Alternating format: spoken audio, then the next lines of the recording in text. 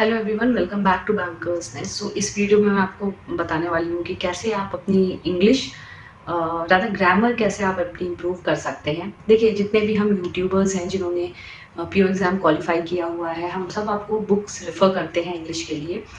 तो आप मान लीजिए प्लिंटू पैरामाउंट भी पढ़ ले रहे हैं, एसवी बख्शी भी पढ़ ले रहे हैं, रैन एंड मार्टिन भी पढ़ ले रहे हैं। ग्रामर रूल्स सारे आपको पता हैं, बट जब तक आप उन्हें अप्लाई नहीं करेंगे, जब तक आपके प्रैक्टिस में वो नहीं रहेंगे, आप सब भूलते जाओगे। तो ऐसा क्या करें कि आप सीखते जाएं English. Of course it's not a subject, it's a language as all of you know. और ये कोई वन डे प्रोसेस नहीं है। लैंग्वेज सीखने में आपको कई महीने लग जाते हैं। तो 1-2 मंथ अगर आपका एग्ज़ाम है तब मुश्किल है कंप्लीट करना। 7 to 8 मंथ्स आपके लगेंगे ताकि आप ऐसे लेवल पे आ सकें कि आप compete कर सकें बाकी लोगों के साथ। देखिए फ्रेंड्स, इंग्लिश की बात की जाए तो 2 तरह से आप उसको देख सकते हैं। एक तो वो इंग्लिश जो आपकी डे टू डे लाइफ में होती है, बहुत ही बेसिक इंग्लिश होती है, जो आप कन्वर्सेशन के तौर पे आप यूज़ करते हैं। दूसरी वो इंग्लिश जो आप कॉम्पिटिटिव एग्ज़ाम्स में करेंगे, ठीक है? तो जब आप इनिशियली सीख रहे हैं इंग्लिश, तो सबसे पहले आप डे टू डे लाइफ वाली सीखेंगे बिकॉज़ वो सिंपल है, वो आपको इतनी ज़्यादा नहीं बोलनी है, कभी-कभी बोलनी है। और फिर आप कॉम्पिटिटिव एग्ज़ाम्स के लिए मूव करेंगे, क्योंकि कॉम्पिटिटिव एग्ज़ाम्स में जो इंग्लिश आती है वो थोड़ी टफ होती है, उसका लेवल थोड़ा हाई होता है। ठीक है? सो महीने लगेंगे आपको इम्प्रूवमेंट लाने में, because you have to compete with lakhs and lakhs of students जिनकी इंग्लिश काफ़ी अच्छे लेवल पे है। तो उस लेवल पे जाने के लिए आपको बहुत सारी प्रैक्टिस ज़रूरी है। नाउ फ्रेंड्स, एग्ज़ाम में आपको टू बी ऑनेस्ट इतना टाइम नहीं मिलेगा कि आप ये सोचते रहें कि इस सेंटेंस में मैं क्या ग्रामर रूल लगाऊं कि मुझे एरर मिल जाए एंड ऑल। आपकी इतनी प्रैक्टिस होनी चाहिए कि आपके सबकॉन्शियस माइंड में, आपके इंस्टिंक्ट में ये हो कि जैसे ही आप वो सेंटेंस पढ़ें, आपको पता हो कि इस सेंटेंस में यहाँ पे गड़बड़ है। टू बी ऑनेस्ट, अगर आप मुझसे भी कोई सेंटेंस आप मुझे देते हैं और मुझसे बोलते हैं कि आपको इसमें एरर बताना है, तो आपको मैं बता सकती हूँ, हो सकता है बता दूँ सही, लेकिन उसके पीछे का ग्रामर रूल हो सकता है मुझे याद ना हो। ठीक है? क्योंकि काफ़ी साल हो गए हैं और मुझे पता है ग्रामर रूल पता होना चाहिए, बट क्योंकि इतनी हैबिट हो चुकी है बोलने की कि ग्रामर रूल हम भूल जाते हैं, बट क्योंकि इतनी प्रैक्टिस है, हमको पता है इस सेंटेंस में यहाँ पे गड़बड़ है। तो सेम आपको भी इतनी प्रैक्टिस करनी है कि आपको पता हो कि क्या गड़बड़ी है, राइट? फॉर एग्जाम्पल फ्रेंड्स, मान लीजिए जिनकी इंग्लिश ठीक भी है, मान लीजिए आपको तेलुगु या तमिल लैंग्वेज सीखनी है। ठीक है? आप सारी थ्योरी पढ़ डालोगे, बट जब तक आप प्रैक्टिस नहीं करेंगे तब तक आप वो लैंग्वेज नहीं सीख पाएंगे। ठीक है? तो मैं कुछ मेथड्स बताऊंगी जिससे आप इम्प्रूवमेंट ला सकते हैं, स्पेशली टू दोज जिनकी बहुत इनिशियल फेज में, मतलब आप कह लीजिए, आप कहेंगे कि you are weak in English. ठीक है? उनके लिए बहुत ज़्यादा ये इम्प्रूवमेंट्स के मेथड्स हैं। सबसे पहला जो सबसे बेस्ट मेथड है वो है स्पीक इन इंग्लिश। ठीक है? जब तक आप स्पीक नहीं करेंगे, जब तक आप बोलेंगे नहीं इंग्लिश, आपके अंदर इंग्लिश का डर बैठा रहेगा। To be very honest friends, मैं भी एक इंग्लिश मीडियम स्कूल से ही हूँ, बट कभी ज़रूरत पड़ती ही नहीं थी इतनी इंग्लिश बोलने की। ठीक है? So I was also not very fluent in English, मैं बहुत फ्लुएंट नहीं थी, थोड़ा थोड़ा ब्रेक ले लेके बोलती थी। It was when my first daughter was born, तब मैंने उससे इंग्लिश में बात करनी शुरू की, एंड तब से मेरी हैबिट ऐसी पड़ गई है कि daily I can do conversation for a long time in English. ठीक है? वैसे ही सेम आपको कोई ढूंढना है, या फिर आपके घर में कोई बच्चे हैं जिनसे आप इंग्लिश में कन्वर्सेशन कर सकते हैं, या फिर कोई फ्रेंड्स हैं जिनसे आप बात कर सकते हैं, so please do try that. या फिर आप सब लोग बहुत सारे टेलीग्राम ग्रुप्स पे होते हैं, सॉरी टेलीग्राम ग्रुप पे होते हैं। सो उसमें आप क्या कर सकते हो, 4-5 लोगों का ग्रुप बना लो और कॉन्फ्रेंस कॉल के थ्रू आप 10-15 मिनट रोज कॉल कर सकते हैं और कन्वर्सेशन कर सकते हैं इंग्लिश में, जस्ट ऐसी चिट चैट टाइप्स। ठीक है? आप देखेंगे धीरे धीरे विद इन अ मंथ आप में इम्प्रूवमेंट आने लगेगा।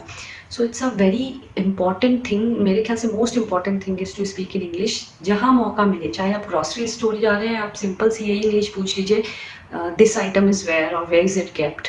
ठीक है?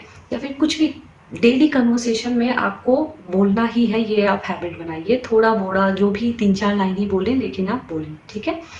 पहला है स्पीक इन इंग्लिश। दूसरा जो बहुत इंपॉर्टेंट पॉइंट है वो है रीड इन इंग्लिश। ठीक है? रीडिंग बहुत ज़रूरी है फ्रेंड्स, चाहे वो न्यूज़पेपर रीडिंग हो, चाहे वो नॉवल हो, चाहे जो भी आपको पसंद हो वो। I am not going to tell you to read an RC daily, उस लेवल पे आप अभी थोड़ा रुक जाइए, बट जो भी आपको पसंद है आप पढ़िए, ठीक है। अगर आप बहुत इनिशियल लेवल पे हैं तो मेरा सजेशन ये रहेगा, शुरुआत आप उससे करें जैसे किड्स की स्टोरी बुक्स होती हैं, जैसे सिंड्रेला की स्टोरी या फिर लायन एंड द माउस की स्टोरी।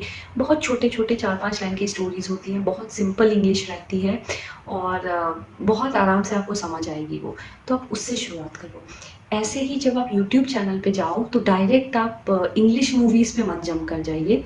आप पहले शॉर्ट स्टोरीज़ देखो, अगेन किड्स की स्टोरीज़ से आप शुरू कर सकते हैं, बहुत धीरे-धीरे वो बोलते हैं, अच्छे से समझा के वो आपको समझ आएँगे, ठीक है। डायरेक्ट आप अभी सीखे हैं इंग्लिश और डायरेक्ट इंग्लिश मूवीज़ देखने लगोगे तो उसमें कुछ समझ में नहीं आएगा, फिर आपको डर बैठ जाएगा इंग्लिश का, ठीक है। तो रीड करना बहुत ज़रूरी है इंग्लिश, ताकि आपके सबकॉन्शियस माइंड में जब भी आप एक सेंटेंस पढ़ेंगे आपको पता चल जाएगा, हाँ, इस जगह पे एरर है, क्यों है, क्या है, मुझे नहीं पता बट है, ठीक है।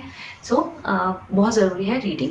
The next point is friend writing. I am not going to tell you to write an essay, ठीक है। I am not telling you that कि आप ऐसे रोज़ लिखें, बट बहुत छोटी-छोटी चीज़ें, जैसे आप अगर पर्सनल डायरी लिखते हैं वो लिखिए, या फिर किसी यूट्यूब चैनल पे कमेंट करना है, कमेंट इन इंग्लिश, या फिर किसी आंसर देना है किसी क्वेरी का, वो इंग्लिश में दे दो, या फिर किसी प्रोडक्ट जैसे अमेज़न पे प्रोडक्ट लिया उसका रिव्यू देना है वो इंग्लिश में दे दो। तो छोटी-छोटी 4-5 लाइनें अगर आप रोज़ लिख सकें वो भी सफिशिएंट है, आप कीजिए वो हैबिट, ठीक है।